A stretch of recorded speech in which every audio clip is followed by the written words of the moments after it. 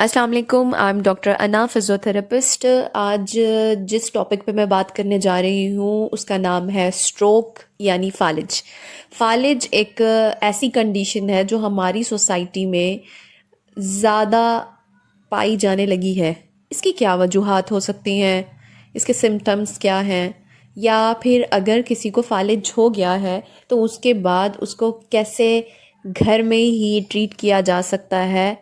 Medicine के साथ साथ आप फिज़ियोथेरेपी ट्रीटमेंट कैसे कर सकते हैं ताकि उनकी बॉडी का वो हिस्सा जो ख़त्म हो चुका है, जिसके अंदर मूवमेंट ख़त्म हो गई है, जिसमें पावर ख़त्म हो गई है, वो दोबारा आ सके और बॉडी और ब्रेन का जो सिस्टम है वो दोबारा से कंटिन्यू हो।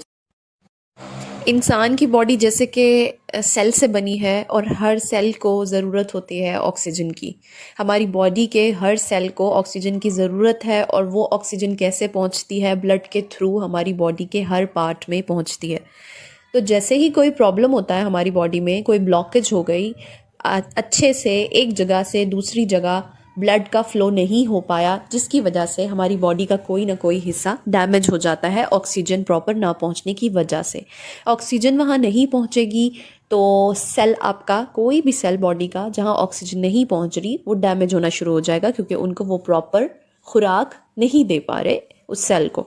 तो ये हमारी बॉडी का निज़ाम है जो ऑक्सीजन की बेसिस पे चल रहा होता है। तो इसी तरीके से स्ट्रोक है, स्ट्रोक में भी यही कंडीशन होती है। स्ट्रोक में 3 किस्म की कंडीशंस हो सकती हैं, 3 टाइप का स्ट्रोक हो सकता है।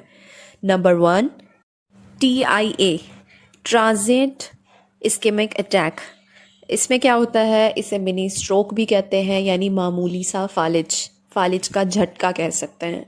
ब्रेन में थोड़ी देर के लिए ब्लॉकेज आ जाना, आर्टरी में किसी भी वजह से, कोलेस्ट्रॉल के जमा हो जाने की वजह से, किसी वजह से भी थोड़ी देर के लिए टेम्परेरी तौर पे ब्लॉकेज हुआ और उसके बाद वो खुद से ही रिजॉल्व हो गया, तो उसकी वजह से मिनी स्ट्रोक हो सकता है। तो ये एक ऐसी कंडीशन है जिसके अंदर आपको 24 घंटे में ही सिम्टम्स मिलते हैं। और सिम्टम्स क्या हो सकते हैं, जैसे कि स्लर्ड स्पीच, स्पीच का इम्प्रॉपर स्पीच हो जाना, अचानक से आप प्रॉपर वर्ड ना बोल पाना, और उसके अलावा आपको वीकनेस, थोड़ी सी वीकनेस अपनी बॉडी में फ़ील होना। सेकंड हमारे पास जो कंडीशन है वो है इस्केमिक स्ट्रोक।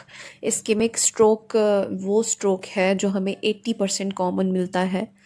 और इसके अंदर क्या वजूहात हो सकती हैं, ब्लड सप्लाई प्रॉपर ना होने की वजह से, आर्टरी में कोई भी ब्लॉकेज आ गई, या कोई क्लॉट की सूरत में ब्लॉकेज आ सकती है, या फिर कोलेस्ट्रॉल लेवल जब बढ़ जाता है तो फैट वहाँ पे आर्टरी में जमा हो सकता है, जिसकी वजह से प्रॉपर सर्कुलेशन नहीं हो पाती ब्रेन में ब्लड की। तो इस वजह से प्रॉब्लम आ सकता है। सिम्टम्स क्या होंगे इसके, कि हमें वन साइड वीकनेस मिलेगी। वन साइड भी हो सकती है, बोथ साइड भी हो सकती है, डिपेंड करता है कि ब्रेन कितना डैमेज हुआ है। तो ज़्यादातर हमें हेमिप्लेजिक मिलता है, यानी वन साइडेड मिलता है। तो वन साइडेड में क्या है कि आपका फेस, आपका बाजू और आपकी टांग वीकनेस मिल सकती है इनमें, या फिर प्रॉपर सेंसेशन लॉस मिल सकता है। तो लेकिन ये ठीक हो सकता है, हम फिज़ियोथेरेपी ट्रीटमेंट से इसे ट्रीट कर सकते हैं, और पूरा एक प्रॉपर मैनेजमेंट है इसकी फिज़ियोथेरेपी की। थर्ड टाइप है हेमरेजिक स्ट्रोक।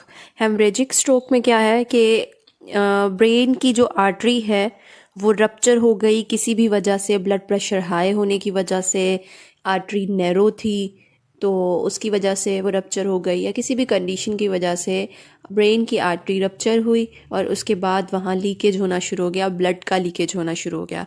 तो ब्लड के लीकेज होने की वजह से प्रॉपर सर्कुलेशन नहीं हो पाती ब्लड की, और ब्रेन का कोई भी हिस्सा डैमेज हो सकता है जहाँ लीकेज हुआ। तो ये सिम्टम्स, साइन एंड सिम्टम्स तकरीबन वही रहते हैं, बस ये है कि अगर राइट साइड पे ब्रेन का हिस्सा डैमेज हुआ है तो आपकी लेफ़्ट साइड की बॉडी इफ़ेक्ट होगी, और अगर लेफ़्ट साइड पे आपका ब्रेन डैमेज हुआ है तो आपकी राइट साइड पे बॉडी इफ़ेक्ट होगी, जिसे हम हेमिस्फीयर भी कहते हैं। तो आपकी इन दोनों कंडीशन में ही आपकी फ़िज़ियोथेरेपी ट्रीटमेंट सेम रहता है। उसमें भी यही सिम्टम्स होते हैं कि आपका हाथ, बाजू और फेस के मसल जो हैं वो एक्टिविटी करना छोड़ देना, या उसमें पावर ख़त्म हो जाना बिल्कुल, तो उसके लिए हमारा एक पूरा प्रॉपर प्लान होता है। वेरी फर्स्ट डे ही हम एक्सरसाइजेज स्टार्ट कराते हैं, उन्हें वो पैटर्न बार बार करवाते हैं जो वो भूल चुके हैं। ये तो था स्ट्रोक का इंट्रोडक्शन, लेकिन इसके साथ साथ बहुत इम्पॉर्टेंट चीज़ें आपको बाद में मिलने वाली हैं, जैसे कि एक्सरसाइजेज क्या हैं, स्ट्रेंथ कैसे करनी है और गेट ट्रेनिंग कैसे है।